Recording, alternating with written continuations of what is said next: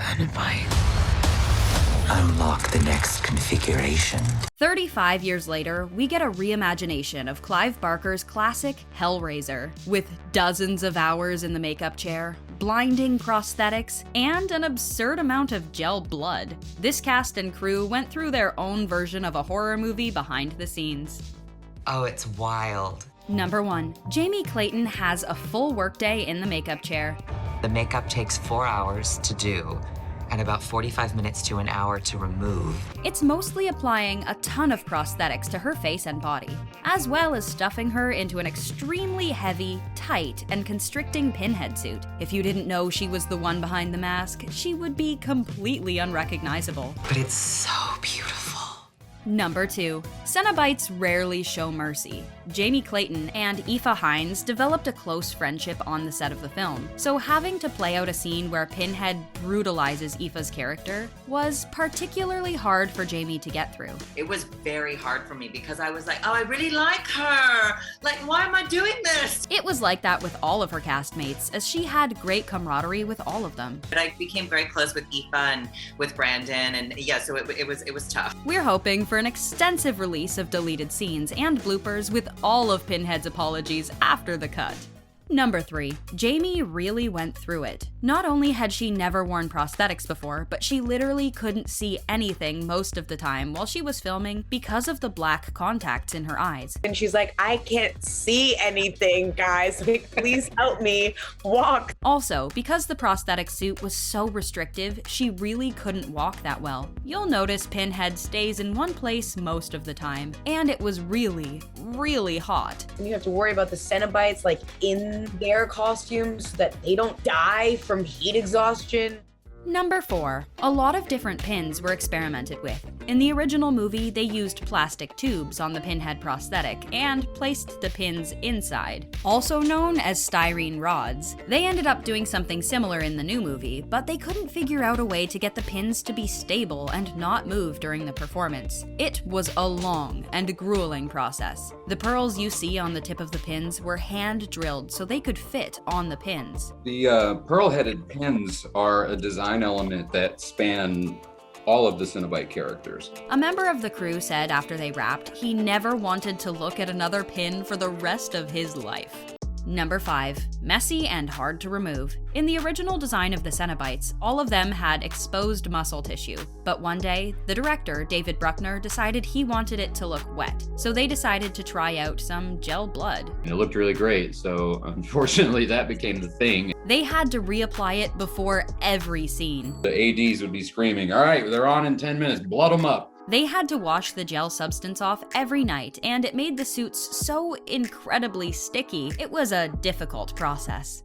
Number 6. The hooks are practical, but the chains are not. There was some practical prosthetic work to complete the illusion that chains were coming out of the actors' bodies. And they had built prosthetics around my nipples that the chains would go into. They would then shoot a bunch of different scenes of the actors screaming and being pulled forward so the chains could be added in post.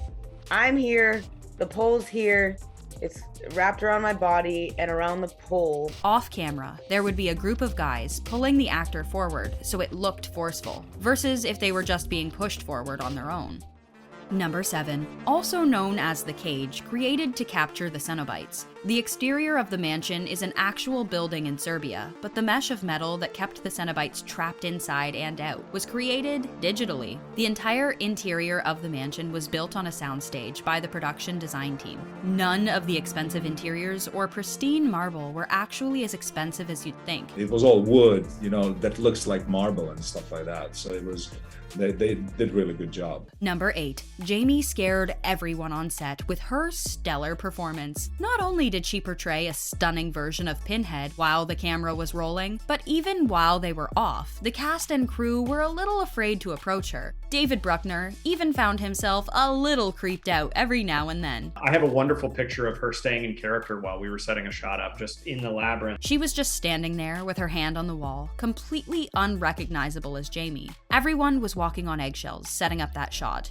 It's probably my eeriest moment on set. Number 9. The Cenobites weren't the only scare factor on set. These wild foxes were like basically trying to eat them because they just like look like big pieces of meat. That's right, these wild foxes were actually trying to eat the actors in their Cenobite costumes. It's hilarious seeing them switch from like being so still to just like freaking out. Those wild Serbian foxes are definitely not ones to be messed with.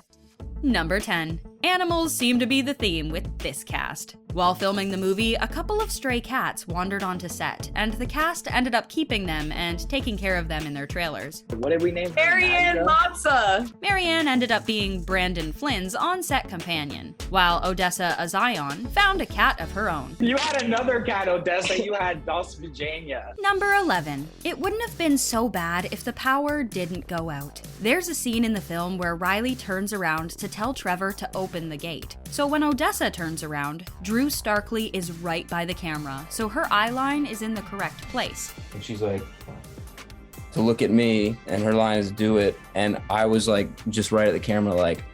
Naturally, Odessa ends up laughing and ruining the take. And then as soon as she laughed, the generators went out in the building. They ended up having to postpone the shot. Yeah, that's all that we got, and I got in trouble for it because they were like, Odessa, why did you laugh? Number 12. The Cenobites struggled with the cold Serbian weather at night. Selena Lowe, in particular, didn't have much besides a thin layer of silicone to cover up her legs. A moment of comedy that came out of this was because of her character's skin flaps. She was jumping up and down in her little skin flap. I wasn't paying attention. Just trying to keep warm. We're sure you know where this is heading. And I see her, I look over and I hear this cute little like clapping. It's like, who's clapping? It was apparently either too hot or too cold. There was never a comfortable day for anyone.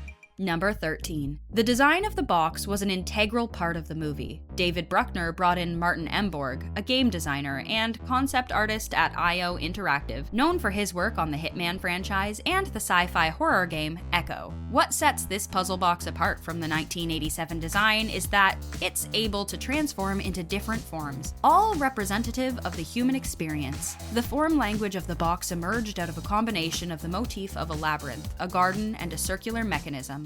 Number 14. There were quite a few callbacks to the original film. Leave us a comment and let us know which ones you noticed. One, in particular, is probably one of the most famous lines in the film. We have such sights to show you. As fans of the franchise already know, you really don't want to see any of the sights the Cenobites have to offer. We have such sights to show you. Number 15. The 1987 original movie is vastly different than this new version. Original director Clive Barker was extremely supportive of the new direction the cast and crew wanted to take the film. He's like, you have to do your own thing. You can't try to imitate this beat for beat. Even the reasoning behind casting a woman as Pinhead was so they could take away the burden off the audience of comparing the two films and performances. I hope, that my performance is different enough and unique enough and that people like it. This new spin on the 1987's Hellraiser brought the Cenobites to life, with an astounding amount of prosthetics, Jamie Clayton's stellar dedication, and a brilliant new design of the puzzle box. What was your favorite part of the movie?